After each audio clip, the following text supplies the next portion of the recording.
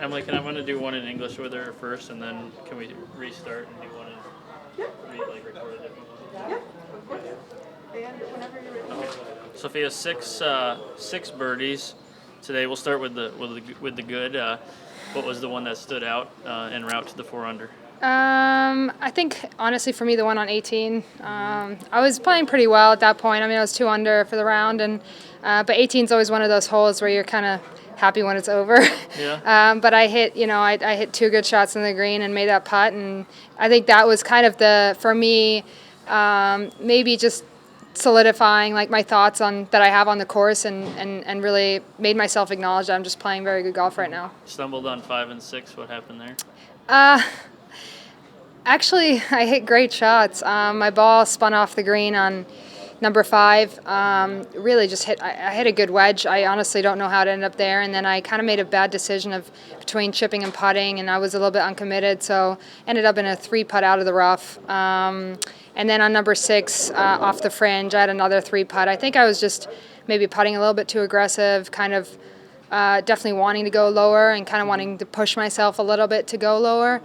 So really just 2 maybe slight mental errors, but I got back quite nicely with the birdie on 7. You had I think you had shared the lead at one point, and you had a solo lead out there at one point. Did you know that at all? No, I never look at leaderboards. I'm like, I tell Mikey, I don't want to know anything. I'm just like, I'm playing one hole at a time. And I mean, I kind of, you feel it because you're going like, okay, I'm 9 under now. I'm sure there are not a lot of people that are 9 under right now. So I would have liked to keep it going a little bit more. I definitely felt like I could have easily gotten to 10 or 11 today, but I lost my driver a little bit on the last 5 holes. So, but it's still solid 4 under. I'll take it. Oh, yeah. How did the course change a little maybe from just the rain yesterday and playing in the afternoon to this morning? Yeah, I mean, it was first of all, it was a lot nicer to play today. It was freezing yesterday, so even on the second hole today, Greenie and I were just talking about it. We said, oh, I can take this for another 3 days for sure, and it was just kind of calmer and obviously a little bit warmer, and so it dried out a little bit. I think the fairways, I didn't have to hit as many drivers. I had quite a few 3-woods today off the tee.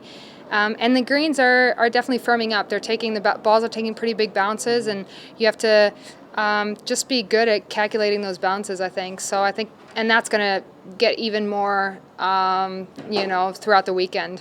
You when you won at AIG, it was you and a group of people behind you. You got Inby Park right there. What's it like when you look at a leaderboard maybe later tonight and you have a Hall of Famer right there that you'll be competing with this weekend? I'm not surprised at all to see her there. I honestly I think that I think she's going to be up there every single week. So just seeing her there is like, yeah, if I can keep up with her, I'm doing great. I think she's definitely, one of my, Max and I, my boyfriend, were talking about that. She's one of my kind of golfing idols a little because I love the way she plays. I love her mental game. I think she's an amazing player, so I'm not surprised to see her up there. And it's definitely, I'm going to have a pretty big job ahead of myself. But then again, I don't want to get ahead of myself and just, play one shot at a time. And essentially, she has to make those shots too. So yeah. We'll just see. I would imagine knowing you, just competing with her in a group is what you live for. Absolutely. I know when I'm playing with her, I'm playing pretty well. That's always the goal. The goal is to be up there with her. Does that bring as much of a competitive juice out of you that it could be possible?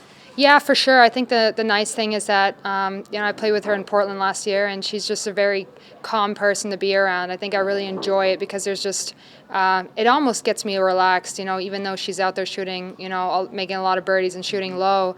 I think it's something that I'm more comfortable, or someone I'm more comfortable playing with, because she goes about her job very quietly, and I quite like that. I enjoy it. I have some nice conversations in between, so I quite enjoy it actually.